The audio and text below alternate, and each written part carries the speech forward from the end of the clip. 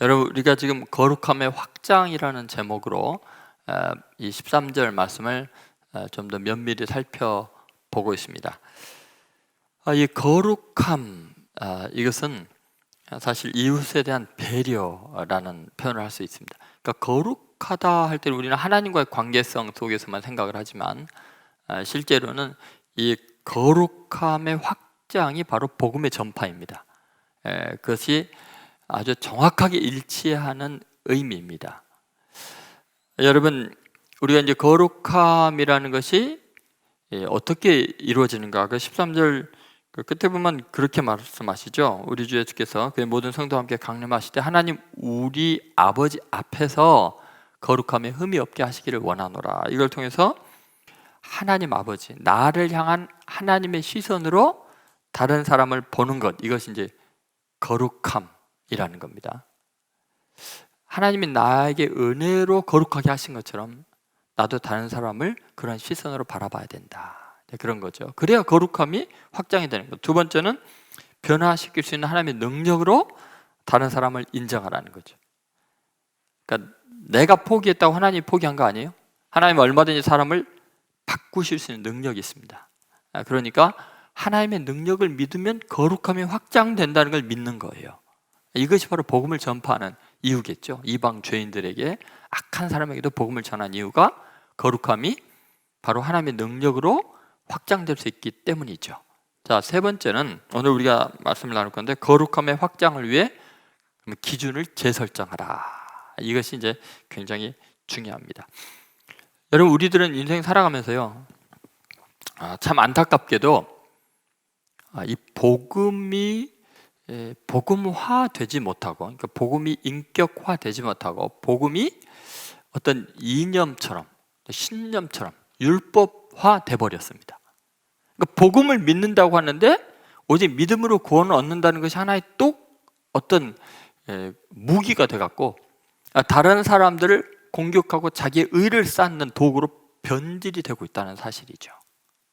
복음이 인격과는 아무 상황이 없이 아는 지식, 날카로운 창처럼 다른 사람을 찌르는 도구로 변질돼 갖고요, 나는 복음에 정통했다, 나는 복음의 진술을 가지고 있다 하면서 다른 사람들을 공격하는 도구로 전락하니까 복음이 변질이 된 정도가 아니라 복음이 복음을 파괴하는 아주 이상한 현상이 기독교인들 사이에 일어날 수가 있다는 겁니다. 그래서 이 거룩함의 확장을 위해서는 기준을 재설정해야 될 필요가 있습니다. 자, 거룩함에 흠이 없게 하려면, 그러니까 복음에 흠이 없게 하려면 도대체 어떻게 할까요? 사도 바울은 이걸 위해서 기도한다는 거죠. 그렇게 간절히 기도합니다. 거룩함에 흠이 없게 하시기를 뭐요? 원하노라. 자, 이제 한번 그 말씀의 의미를 한번 생각해 보도록 하겠습니다. 그것은 하나님과의 관계 속에서의 모든 기준이 설정돼야지 자기가 그 기준이 되면 안 된다는 건데요. 자, 첫 번째 우리가 생각할 이것입니다. 자신이 기준이 되지 말라. 한번 따라해보세요. 자신이 기준이 되지 말라. 여러분, 이건요 정말 중요한 복음의 원리입니다. 인간들이 집요할 정도로 자기중심적입니다. 이거는 예외가 없어요. 그러니까 제가 세월이 가면서 점점 깨닫는 게 뭐냐면, 와, 내가 이렇게까지 지독할 정도로 내 중심적인 기준으로 바라보고 있는가.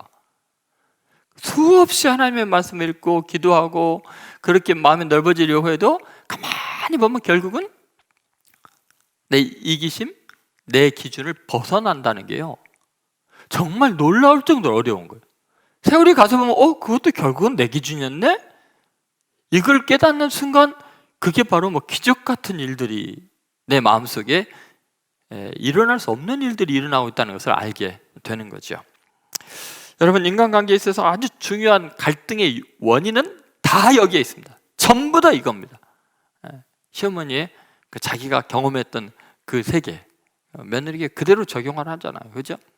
가장 얼마나 가부장적인지, 자기가 아는 세계가 아이들이 경험한 거나 아내가 경험한 세계와 전혀 다른 아주 편협한 것이 있다는 생각을 눈꼽만큼 생각 안 해요. 왜? 내가 가장이니까.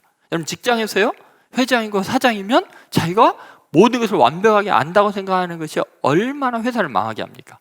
수많은 인재들이, 새로운 젊은이들이 수많은 아이디어와 경험을 갖고 각각 다른 영역에서 많은 제안들을 하고 있는데 자기가 오늘한 이유 하나만으로 얼마나 무례한지 모릅니다. 여러분, 자기가 기준인 것이 재앙입니다. 그래서 주님은 우리들이 끊임없이 이야기한 것, 너 자신을 부인하고 나를 따라오라. 아니, 그렇게 주님이 말씀하신 기본적인 원리인데 그거 출발 안 한다니까요. 누구든지 나를 따라오려면 뭐라고요? 첫 번째가 뭐예요? 자기를 부인하고, 창고치 증후군 버리고, 이거죠. 에? 이기주의 버리고, 자기 중심주의 버리고, 네가 옳다고 생각하면 안 된다는 거예요. 예수님이 왜 십자가에 죽으셨겠어요? 여러분, 우리는 다른 사람도 내가 하나님을 사랑하듯이 사랑하고 나름대로 열심히 섬기려고 애를 쓰고 있다는 것을 왜 인식을 못합니까? 여러분, 거룩함이 온 교회에 확장이 되고 세상에 확장되는 것은 나만 온전히 교회를 위해서 섬기는 게 아니라 나에게 역사하신 하나님의 은혜가 저 사람에게도 있다. 저 사람도 하나님이 거룩하게 구별해서 사용하고 있다. 내가 알지 못하고 내가 할 수 없는 것들을 저 사람은 알고 있고 할 수 있다. 하나님이 그 사람을 그렇게 인생을 인도하셨기 때문에 저 사람의 인도하시는 측면에서 나는 감당할 수 없을 만한 지혜가 있고 뛰어남이 있을 거다. 그 인정을 해야죠. 다 자기 기준이 안 맞으면, 못 견디면 안 되는 거죠. 그러므로 우리 그리스도인들은 자기가 옳다고 생각하는 자기 기준 버리지 않으면 아직 복음의 원수로 행하고 있는 겁니다. 사도 바울도 자기가 옳다고 생각하는 것이 반드시 최선의 선택이 아님을 알게 되었기 때문에 사람들이 이렇게 이제 권면합니다. 고린도전서 6장 12절 말씀입니다. 같이 읽겠습니다.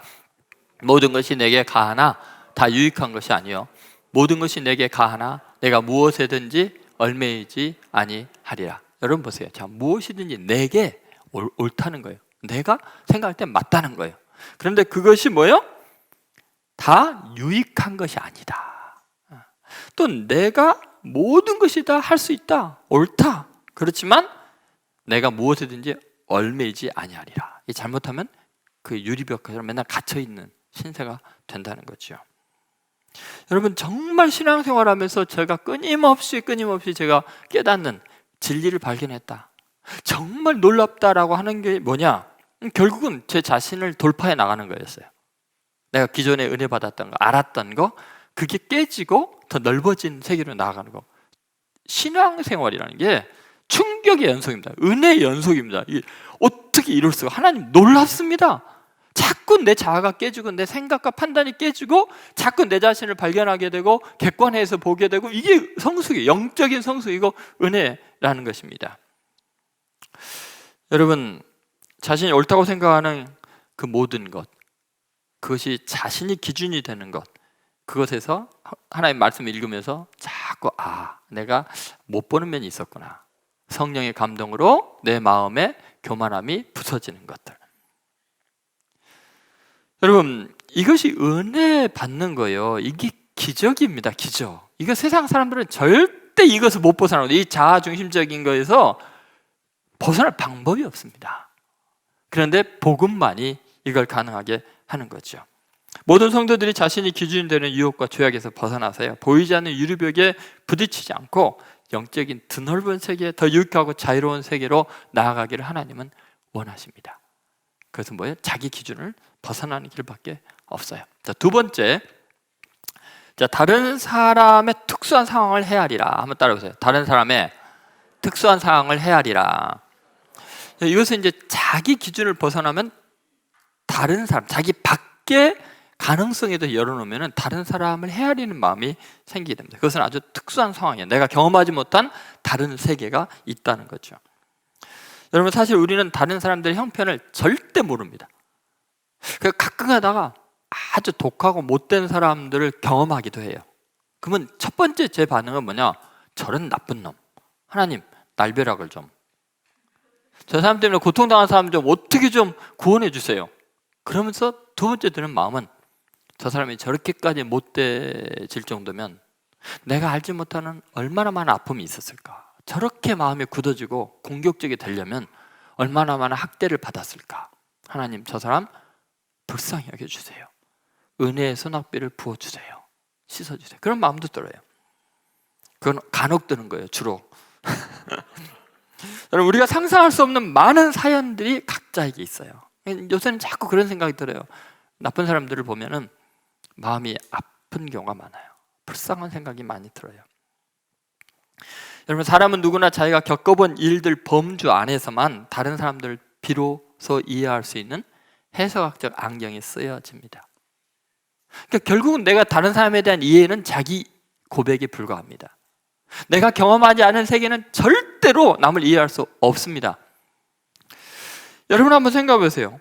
내가 경험하지 않은 바로 함부로 정죄하거나 판단하는 것은 지혜로운 사람이 아니에요. 어떤 사람은요, 정신적인 그런 고통을 겪는 사람들이 있는 거예요. 어떤 사람은 육체적인 고통과 어떤 사람은 인간관계 아픔들. 만약 우리가 다른 사람의 형편을 함부로 판단하거나 정죄하면 하나님은 우리들도 그런 일들을 겪게 하셔서 우리들의 시선이 얼마나 편협하고 생각이 얼마나 단세포적이었는지 스스로 깨닫게 만드십니다. 그래서 주님은 자신의 의지를 반영하는 표현으로 그런 말씀하시는 거예요. 비판을 받지 아니하려고는 비판하지 말라. 자꾸 비판하면 너도 그 비판 받을 형편에 몰아가겠다는 거예요. 무서운 이야기입니다. 나는 결코 겪을 수 없을 것 같은 일들을 하나님이 얼마든지 겪게 만들 수 있어요. 내가 피한다고 피할 수 있을 것 같습니까? 여러분이 아픔을 겪고 있을 때 내가 원해서 됩니까? 하나님은 여러분이 하나님의 자녀인 것을 늘 기억하십니다. 이게 무슨 말이냐면요, 하나님은 당신의 자녀가 거룩해지기를 원하고요, 넓은 사람 되기를 원하고, 예수님 마음 깨닫는 사람 되기를 원해요. 편협하고 옹졸하고 유리벽에 갇힌 창고지 같은 인생이 되기를 원하지 않아요. 그럼 어떻게 하시냐? 스스로 말씀을 듣고 회개하고, 이런 설교 시간에 정말 내가 이런 인간이었구나 하고 참회하고 다시는 안 그랬습니다 하고 회개하지 않으면요, 하나님이 그러냐? 그러면 겪게 만들게, 내가 비판한 사람과 똑같은 일을 겪게 만듭니다. 여러분, 사도 바울은 예수님을 만나기 전에 다른 사람들, 그리스도인들을 지독할 정도로 핍박하고 용납할 수 없었어요. 왜냐하면 자기 기준에 저런 인간들은 없어져야 된가 한 거죠. 그런데요, 여러분, 어떻게 돼요? 철저하게 자기의 신앙의 체계, 자기의 가치관에 갇혀서 하나님을 섬기는 방법이라고 하고 열심을 다했는데, 그것은 참으로 어리석게 짝이 없는, 남의 입장 전혀 모르는, 하나님의 뜻도 모르는 자기 세계에 갇혀 있는 거죠. 그런데 하나님은 어떻게 하시죠? 그 바울을 그냥 그렇게 내버려 두고 버리지 않으신 바에는 어떻게 하세요? 고스란히 이방인의 사도로 부르셔가지고 자기가 남을 괴롭히고 핍박하고 돌로 치고 이것과 똑같은 일을 어떻게 해요? 5번 겪게 하죠. 돌에 맞아 죽는 경험을. 스데반을 한 번 때렸다가 고스란히 다 겪게 합니다. 그 모든 그 고난을 겪으면서 그때서야 그리스도인의 심정과 스데반의 아픔과 많은 그 고난 당했던 그리스도인들의 심정을 이해하면서 나는 죄인 중에 괴수라는 것을 깨닫게 되는 거죠. 여러분, 결국 그가 핍박했던 사람들이지만 나중에는 복음 때문에 자기가 핍박을 받게 되면서 비로소 철저하게 참여하게 되고 자아가 깨지게 되고 세계가 넓어지고 복음의 비평 원리를 깨닫게 된 거죠. 예수님이 하셨던 말씀입니다. 마태복음 7장 2절, 아까도 잠깐 말씀드렸습니다만 이런 말씀이 있죠. 같이 한번 읽어보겠습니다. 너희가 비판하는 그 비판으로 너희가 비판을 받을 것이요, 너희가 헤아리는 그 헤아림으로 너희가 헤아림을 받을 것이니라. 그러니까 여러분, 다른 사람 비판도 하지 말고 헤아리지 마세요. 왜요? 그 비판하는 그 일을 여러분이 겪게 돼요. 이게 원리이기 때문에, 하나님이 우리를 훈련시키는 원리예요. 비판하는 순간 우리는 반드시 그 항목으로 비판을 받는 운명으로 하나님이 죽기 전에 인도하세요. 택한 사람은. 그러니까 비판하지 말고 뭐 해야 돼요? 축복하고 원수를 사랑하고 위해서 기도하라는 거예요. 쓸데없이 알지도 못하면서 비판하는 것이 이 거룩의 확장을 막는 거예요. 거룩을 제한하는 거예요. 우리 각자는 자기 나름대로 자신의 어리석음과 무지를 깨우쳐달라고 하나님께 기도하고 정직하게 행할 뿐이에요. 내 판단이 옳다는 것을 누가 보장해 줍니까? 다만 교회 공동체가 여러분을 그렇게 훌륭하다고 인정해서 직분을 맡겨준 거죠. 그와 동일한 원리로 하나님이 여러분이 지금 비판하고 있는 그 사람에게도 은혜로 직분을 맡겨준 거예요. 여러분, 어떤 교회 직분이나 봉사도요, 누가 누구보다 훌륭하지 않습니다. 누가 누구보다 더 옳지 않습니다. 내가 생각하고 내가 판단하는 기준이 옳다고 생각하는 것이 지독할 정도로 반복음적인 거예요. 율법주의적인 거예요. 내가 다른 사람보다 하나님 보시기에 더 정직하고 훌륭하기 때문에 나에게 직분을 주셨습니까? 여러분 맞아요? 아니죠. 하나님이 은혜로 주신 거죠. 그러면 우리는 다른 사람들도 동등하게 믿음으로 은혜로 직분을 받고 그 일을 하는 거예요. 누가 다른 사람보다 더 경건하고 거룩하고 온전하게 하나님께 헌신할 수 있다고 착각하는 것은 정말 심각한 문제입니다. 그래서 여러분, 우리는 누가 누구를 함부로 판단할 수 없는 존재입니다. 완전히 독립적으로 하나님 앞에 섬기는 겁니다. 그러니 하나님 일을 하면서 혼자 옳고 잘 알고 온전히 하다고 생각하는 것, 그것이 바로 죄악이고 그것이 바로 교만이고 그것이 바로 사악한 일입니다. 교회의 거룩성은 역시 하나님의 은혜로 이루어지는 겁니다. 기독교는 처음부터 은혜예요. 마지막도 은혜입니다. 어떤 종교적인 여신 가운데도 은혜가 빠지면 거기에 지옥이 입을 벌리고 있는 겁니다. 여러분, 아무리 거룩한 것 같아도요, 은혜가 빠지면 그것이 바로 지옥입니다. 에베소서 4장 1절부터 14절 잘 보시죠. 자, 같이 읽겠습니다. 그러므로 주 안에서 갇힌 내가 너희를 권하노니 너희가 부르심을 받은 일에 합당하게 행하여 모든 겸손과 온유로 하고 오래 참음으로 사랑 가운데서 서로 용납하고 평안에 매는 줄로 성령이 하나 되게 하신 것을 힘써 지키라. 몸이 하나요 성령도 한 분이시니 이와 같이 너희가 부르심의 한 소망 안에서 부르심을 받았느니라. 여러분, 정말 귀한 말씀입니다.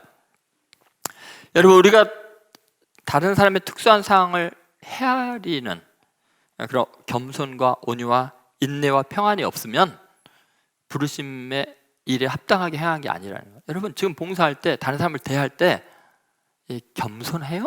겸손해요? 온유해요? 정말 그것이 서로 용납하는 일이에요? 평안합니까? 이것이 없으면 그것은 지금 분명히 거룩한 일을 하고 있는 것 같지만 바리새인 서기관들 다 거룩한 일을 하고 있었거든요. 그것이 바로 사탄의 앞잡이입니다. 다른 사람의 특별한 입장을 헤아리며 성령이 하나 되게 하신 것을 힘써 지키는 그런 성도들이 되어야 합니다. 왜요? 그것이 바로 성령이 하나 되게 하는 것을 힘써 지키는 가장 중요한 일이기 때문에 그렇습니다. 세 번째, 중요한 것이 이것입니다. 하나님과의 관계 속에서 바라봐라. 하나님과의 관계 속에서 바라보라. 따라 보시고, 하나님과의 관계 속에서 바라보라. 그러면 여러분, 이 말씀을 들을 때 이제 궁금한 게 하나 있을 거예요. 자, 자기 자신도 기준이 안 돼요. 다른 사람들이 다 특수성을 인정을 해요. 그럼 이 세상 멋대로가 되게 해요? 걱정하지 마십시오. 왜냐하면 그 모든 것은 하나님과의 관계성 속에서 하나님께서 다 규정하시고 인도해 가십니다. 다 바꿔놓습니다. 하나님이 완전하게 해놓으십니다. 자, 다시 한번 13절을 보십시오. 여기 잘 보면은 너희 마음을 굳건하게 하시고, 그 다음 뭐예요? 우리 주 예수께서 그의 모든 성도와 함께 강림하실 때, 여기 보면 우리 뭐예요? 주라는 거죠. 그분이 주인이라는 거예요. 그분이 또 알아서 하신다는 거예요. 그죠? 나의 주일 뿐만 아니라 그의 주일 뿐만 아니라 우리들의 주가 돼요. 그분이 주권자세요. 그죠? 또 강림하실 때 하나님, 그 다음 뭐예요? 단어가 우리 아버지 앞에서요. 하나님 아버지 앞에서요. 그분은 우리의 주일 뿐만 아니라 우리의 뭐예요? 아버지. 나의 아버지일 뿐만 아니라 너의 아버지고 우리들의 아버지고 그들의 아버지예요. 그분이 어떻게 한다고요? 거룩함에 흠이 없게 하시기를 원하노라. 그러니까 거룩함은 하나님과의 관계성 속에서 바라볼 때만 가능해요. 자, 내 기준 버리라 그랬죠. 다른 사람의 특수 인정하라 그랬죠. 왜 그래요? 하나님이 그 모든 기준이 되시기 때문에 그래요. 그럼 그 기준이 어떤 건가 한번 생각해 봅시다. 우리가 벌레같이 생각하는 사람들이 있어요. 저 벌레만도 못한 놈, 이런 말이 나올 수밖에 없는 상황들도 실제로 있어요. 그런데 그렇게 평가하는 이유가 우리들의 종교 의식일 수 있고, 또 우리들의 생활의 기준일 수도 있고요, 또 우리들의 습관과 전통이 어떤 원인일 수 있습니다. 특별히 우리들이 각각 다 다른 가치관을 가지고 있어요. 그래서 그럴 수 있어요. 그런데 하나님께서는 이렇게 말씀하셔요. 지난번에도 살펴봤습니다만 내가 거룩하다고 한 것을 뭐요? 부정하다 말하지 말라고. 자, 하나님이 거룩하다고 했으면 어떻게 우리가 뭐요? 부정하다 하면 우리가 하나님보다 더 기준이 높은 겁니까? 여러분 집에 청소하는 것도 보면요, 다 이제 신방을 열어가면 기준이 달라요. 제가 어렸을 때 어떤 권사님 집에 가서 이렇게 도와드린 적이 있는데, 아니 내가 보기에는 너무 깨끗한데 걸레질을 해야 된대요.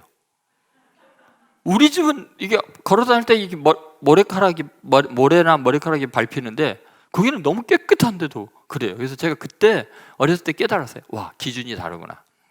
깨끗하다는 기준이 다르구나. 사람마다 다르구나. 여러분 하나님께서 그랬어요. 내가 거룩하다 했다. 성도들을. 근데 네가 부정하다 하지 말라. 여러분 자꾸 하나님보다 수준이 더 높다는 착각을 버리셔야 합니다. 여러분 그러면 생각나는 사람이 좀 있죠. 지금 이렇게 하면 그 인간은 그래도 용서 못 하겠는데, 그 인간은 절대로 안 됩니다. 그런 사람들이 있어요. 그렇게 생각하는 내가 아직 성숙하지 못한 거예요. 내게는 거리감을 둘 만한 사람에 불과하지만 하나님 아버지 앞에서는 그 사람 또한 뭐예요? 하나님의 자녀예요.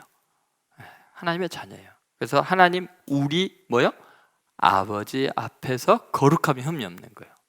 그래서 사도 바울이 이게 너무 기가 막혀서 이게 복음이구나라고 생각하고 그 죄인을, 악한 자들을 거룩하고 흠없게 하시는 하나님의 능력, 이게 복음이라는 걸 알고 이렇게 외쳤던 거죠. 골로새서 1장 21절 23절 말씀입니다. 자, 같이 한번 읽어보겠습니다.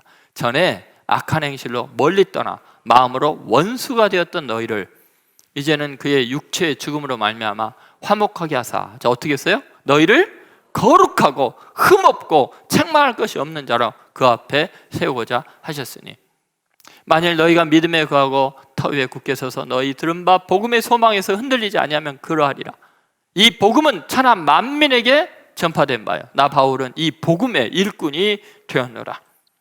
여러분 한번 잘 생각해 보십시오. 그동안 우리는 얼마나 자신이 성공하고 실패했냐고 하나님께 받아질 것이냐 아니면 거부될 것이냐 고민했잖아요. 죄를 지었느냐 안 지었냐로 거룩의 여부가 얼마나 그동안 우리의 마음을 괴롭혀 왔습니까? 여러분 실패한 모습 그대로, 쓰러진 모습 그대로, 아니 하나님께 원수가 된 그대로 하나님은 어떻게 해요? 우리를 받아주셔요. 거룩함에 흠이 없게 하시는 하나님입니다. 보혈의 능력이 있습니다. 그래서 그렇게 22절에 그렇게 나온 거 아니에요. 이제는 그의 뭐요? 육체의 죽음으로 말미암아. 이게 복음 아니에요. 전에 원수가 된 우리를 위해서 거룩하게 흠이 없게 하려고 그 외아들을 십자가에 못 박아 죽여서 육체의 죽음으로 물과 피를 다 쏟고 그 보혈로 우리를 씻어주셔서 거룩함에 흠이 없게 해주신 겁니다. 너희를 거룩하고 흠없고 책망할 것이 없는 자로 그 앞에 세우려고 예수님이 죽으신 거 아니에요.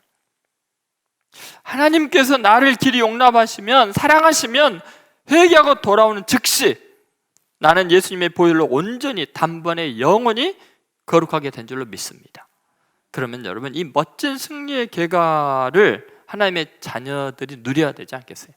나만 이래요? 나만 이래요? 하나님과 관계 속에서 모든 사람은 심지어 원수까지 거룩하고 흠없는 존재가 되는 거예요. 이게 복음을 전하는 거예요.